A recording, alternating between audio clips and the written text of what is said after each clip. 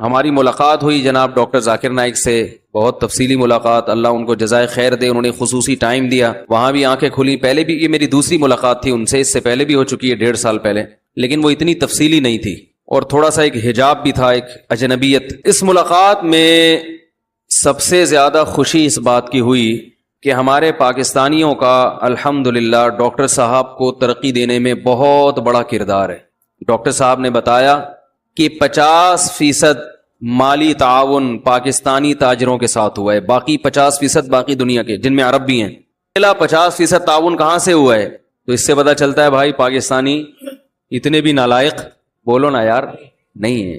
انہوں نے بتایا کہ جتنی جذباتی محبت پاکستان کے علماء کرتے ہیں، اتنی جذبات، ایسے جذبات کہیں اور دیکھنے میں، محبت تو بہت لوگ کرتے ہیں، جو جذباتی محبت پاکستانیوں کو ہے وہ کہیں اور اتنی بڑے پیمانے پر کہیں اور دیکھنے میں. ارے بولنے پر گورنمنٹ نے پابندی لگائی ہے بھائی، تو بول لو یار، بات تو مکمل کر لو. تو یہ بڑا اچھا امیج. تیسری چیز جو ہم نے اپنی آنکھوں سے دیکھی، ان کے ارد گرد بھی زیادہ تر پاکستانی ہیں، اردو بولنے والے. اردو سے مراد پورے پاکستان میں، چاہے وہ پنجاب سے ہوں، کے پی کے سے ہوں، لیکن وہاں جا کے تو سبھی اردو ہی بولتے ہیں نا، یہ بھی ایک بڑی اچھی بات ہے. تو اور کراچی کے بھی ہیں اسپیشل، یہیں کے کراچی کے خاص. یہ ایک بہت اچھی بات ہے پاکستانیوں کے لیے. یہ جو پاکستانیوں پہ فرقہ واریت کا تانا دیا جاتا ہے نا، فرقہ پرست فرقہ پرست فرقہ پرست، تو اتنے بڑے پیمانے پر ڈاکٹر صاحب کے ساتھ تعاون کرنا یہ فرقہ پرستوں کا کام بولو بھائی نہیں ہو سکتا. اسلام کی آواز اٹھائی، لوگوں نے ساتھ دیا، چاہے وہ ان کے مسلک سے ملتے ہوں یا نہیں ملتے ہوں. ان کے ساتھ رہنے والوں میں کچھ کوئی حنفی ہے، کوئی شافعی ہے، کوئی حنبلی ہے، کوئی سلفی ہے، سب ٹائپ کے لوگ ہیں اور اپنے اپنے مسلک پہ قائم ہیں. ڈاکٹر ذاکر نائک پر جو پابندی لگی ہے انڈیا میں، اسی لیے تو لگی ہے کہ غیر مسلم سننے کے لیے تیار تھے. سمجھ میں آ رہی ہے بات؟ اگر غیر مسلم ان کی بات سننے کے لیے تیار نہ ہوتے تو پھر پابندی لگتی نہیں، لگانے کی ضرورت ہی نہیں ہے. سن رہے ہیں تبھی تو پابندیاں لگ رہی ہیں کہ بھائی یہ تو ہمارے لوگ ان کی سن رہے ہیں. تو بہت نرم انداز سے، بہت محبت کے ساتھ ان کو سمجھایا جاتا، اسلام کا تعارف کروایا جاتا کہ بھئی ہمارے تمہارے درمیان قدر مشترک کیا ہے. سکھوں کو بتایا جاتا کہ تم بھی اصل میں ایک خدا کے ماننے والے ہو، ہم بھی ایک کے ماننے والے ہیں، تو پھر ایک ہی پہ آ جاؤ نا.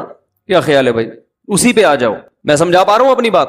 فرقہ واریت کے خلاف ڈاکٹر ذاکر، میں 2 پیغام خاص طور پر ڈاکٹر صاحب کے امت مسلمہ کو پہنچانا چاہتا ہوں. ایک، فرقہ واریت کے خلاف کیسے کام کیا جائے. دوسرا اس سے بھی اہم پیغام ہے جو میں دوسرے نمبر پہ دوں گا. پہلے میں اس ٹاپک کو مکمل کر لوں. ایک بات خوب اچھی طرح سمجھ لیں، آج جو فرقہ واریت کو ختم کرنے کی کوشش جس اسٹائل میں کی جا رہی ہے، اس سے فرقہ واریت کم نہیں ہوگی بلکہ بڑھے گی. آج جو یوٹیوبرز ہیں نا، جو یوٹیوب پہ آ کے فرقہ واریت ختم کرتے ہیں اور قرآن و حدیث کا لیبل لگا کے کام کرتے ہیں، ان کا کہتے ہیں یہ حنفی غلط، یہ شافی غلط، یہ فلاں مسلک غلط، اس سے فرقہ واریت ختم نہیں ہوگی. وہ کہتے ہیں آؤ قرآن و حدیث پہ آ جاؤ، باقی سب کیا ہیں؟ غلط. لیبل بہت اچھا ہے، لیکن اس سے سوائے اس کے کہ یہ ثابت کرنا کہ قرآن و حدیث پر میں ہوں، باقی سارے غلط ہیں، یہ میسج جا رہا ہے، اس سے نفرتیں پھیلتی ہیں. آپ یہ بتائیں کہ میری رائے میں قرآن و حدیث کے مطابق مسئلہ یوں ہے، لیکن اس بارے میں ایک دوسری رائے بھی ہے جس کو فلاں لوگ فالو کر رہے ہیں، وہ بھی ٹھیک ہیں، میں بھی ٹھیک ہوں. نہیں آ رہی میرا خیال ہے بات؟ اس سے فرقہ پرستی ختم ہوگی. ڈاکٹر ذاکر نائک اس طرح سے فرقہ پرستی کے ختم کرنے کے قائل ہیں. اس طرح قائل نہیں ہے کہ ایک نیا فرقہ بنا دیں جس کا بعد میں نام نائکی فرقہ پڑ جائے یا ڈاکٹری فرقہ پڑ جائے. سمجھ میں آ رہی ہے بات؟ وہ حنفیوں کو بھی درست مانتے ہیں، وہ شوافے کو بھی درست مانتے ہیں، وہ حنابلہ کو بھی درست مانتے ہیں، وہ مالکیہ کو بھی درست مانتے ہیں، اور وہ اہل حدیث کو بھی درست مانتے ہیں اگر کوئی معتدل ہے. انہوں نے بتایا کہ پاکستان سے جو اہل حدیث میرے پاس ملنے کے لیے آتے ہیں بہت معتدل ہیں، ان کو اس پہ کوئی اعتراض نہیں ہے کہ کوئی حنفی ہے یا شافعی ہے، وہ بھی ٹھیک ہے. اہل سنت والجماعت میں کوئی کسی بھی مجتہد کو فالو کرتا ہے تو وہ ٹھیک ہے. یہ کہنا کہ میں قرآن و حدیث اور وہ اندھا مقلد، یہ لیبل بہت اچھا ہے، اس سے سوائے امت میں آگ لگانے کے کچھ بھی حاصل نہیں ہوگا. بھائی ہم بھی قرآن و سنت کو فالو کر رہے ہیں، قرآن و سنت کی وہ تشریح جو آپ کر رہے ہو ہم اس کو نہیں مانتے، وہ تشریح جو مجتہدین نے کی ہے اس کو مانتے ہیں. میں سمجھا پا رہا ہوں اپنی بات؟ فرقہ واریت کے خلاف ڈاکٹر ذاکر، میں 2 پیغام خاص طور پر ڈاکٹر صاحب کے امت مسلمہ کو پہنچانا چاہتا ہوں. ایک، فرقہ واریت کے خلاف کیسے کام کیا جائے. دوسرا اس سے بھی اہم پیغام ہے جو میں دوسرے نمبر پہ دوں گا. پہلے میں اس ٹاپک کو مکمل کر لوں. ڈاکٹر صاحب کی جو رائے ہے اس میں فرقہ واریت ختم کرنے کا یہ طریقہ کہ میں ہی ٹھیک ہوں، یہ طریقہ درست بولو بھائی نہیں ہے، بلکہ ان کی رائے ہے کہ میں بھی ٹھیک ہوں. سمجھ رہے ہو؟ میں بھی ٹھیک. قرآن و سنت کی تشریحات میں اختلاف ہے تو آپ کسی بھی رائے کو فالو کریں گے, آپ قرآن و سنت ہی کو فالو کرنے والے کہلائیں گے. ہاں, بدعات کا اسلام میں کوئی جگہ نہیں ہے بدعت کے لیے, وہ کسی مجتہد کسی امام کا قول نہیں ہے. یہ جو بدعتیں ہو رہی ہیں نا, یہ تو بہت سی چیزیں امام ابو حنیفہ کے کھاتے میں ڈالی ہوئی ہیں, بہت سی چیزیں شوافی نے امام شافعی کے کھاتے میں ڈالی ہوئی ہیں, تو وہ تو کوئی بھی نہیں اس کو صحیح کہتا. ڈاکٹر صاحب نے مجھے بتایا کہ ان کی ڈاکٹر صاحب کی ریسرچ کے مطابق اس وقت دنیا میں اہل سنت والجماعت میں اس وقت بھی 50% فقہ حنفی کو فالو کرنے والے ہیں. 50% لوگ, بولو بھائی, فقہ حنفی کو فالو کرنے والے. اور پہلے تو یہ تعداد اور زیادہ تھی. 30% لوگ فقہ شافعی کو فالو کرتے ہیں. پورا ملیشیا انڈونیشیا امام شافعی کو فالو کرتا ہے. آپ نے یہ دعوت شروع کر دی کہ قرآن و حدیث پہ آ جاؤ, امام شافعی کو چھوڑ دو. لیبل بہت اچھا ہے, پیغام یہ جائے گا گویا امام شافعی قرآن و سنت کو فالو, یہ لیبل, یہ پیغام جائے گا نا, میسج یہ جا رہا ہے کہ ہم فالو کر رہے ہیں, وہ فالو نہیں کرتے تھے. 30% لوگ کس کو فالو کرتے ہیں؟ امام شافعی. 17% لوگ امام مالک کے فقہ کو فالو کرتے ہیں افریقہ میں اور مختلف. یہ میں ڈاکٹر صاحب کی تحقیق بتا رہا ہوں, بڑے محقق ہیں, ظاہر ہے وہ کمزور بات کرنے کے عادی نہیں ہے. تو یہ کتنے ہو گئے؟ 97. 50% اس وقت پوری دنیا میں, یعنی آدھا اسلام کو جو فالو کرنے والے لوگ ہیں نا, ان میں آدھے حنفی ہیں, امام ابو حنیفہ کو فالو کر رہے ہیں. 30% امام شافعی کو, پورے ملک. 17% امام مالک کو. کتنے ہو گئے بھائی؟ 97 ہو گئے کہ نہیں ہو گئے؟ 2% فقہ حنبلی کو جو سعودی عرب میں ہے. 2% پوری امت کے وہ کتنے ہیں؟ 2%. 1% اس کے علاوہ ہیں جو سلفی حضرات ہیں یا اہل حدیث حضرات ہیں جو کسی ایک خاص فقہ کو فالو نہیں کرتے. تو اگر آپ جو آج کل جو ایک پیغام دیا جا رہا ہے نا کہ کسی ایک فقہ کو فالو کرنا غلط ہے, تو اس کا مطلب آدھی امت یعنی 97% مسلمان تو ویسے ہی کیا ہو گئے, بلکہ 99. صحیح ہے. پہلے ہی یہ میں اپنا تبصرہ کر رہا ہوں, یہ ڈاکٹر صاحب کے الفاظ نہیں, انہوں نے تو رپورٹ جو پیش کی وہ بتائی میں نے آپ کو. یہ میں اپنا تبصرہ کر رہا ہوں کہ آپ نے جب یہ لیبل لگا دیا کہ ہم ہی قرآن و سنت کو فالو کر رہے ہیں اور یہ جو کسی امام کو فالو کر رہا ہے یہ اندھا مقلد ہے یا یہ غلط کر رہا ہے, تو اس کا مطلب یہ ہوا کہ 99% مسلمان وہ گئے جہنم میں. ویسے ہی دنیا میں تقریباً 5 ارب سے اوپر کچھ آبادی ہے, تو 4 ارب تو ویسے ہی غیر مسلم ہے. اچھا, ان میں شیعہ حضرات کو انہوں نے شامل نہیں کیا, وہ نکال کے اہل سنت والجماعت کی بات کر رہا ہوں میں, اہل سنت والجماعت.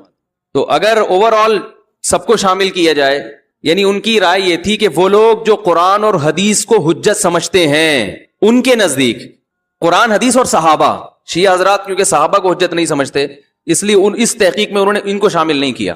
تو اب آپ مجھے ایک بات بتاؤ, جو قرآن حدیث اور صحابہ کو حجت سمجھتے ہیں ان میں 99% کو آپ نے کہاں کر دیا؟ بولو بھائی, جہنم میں. 1%, اور ویسے ہی دنیا کی اکثر آبادی کیا ہے؟ 4 ارب تو غیر مسلم ہے.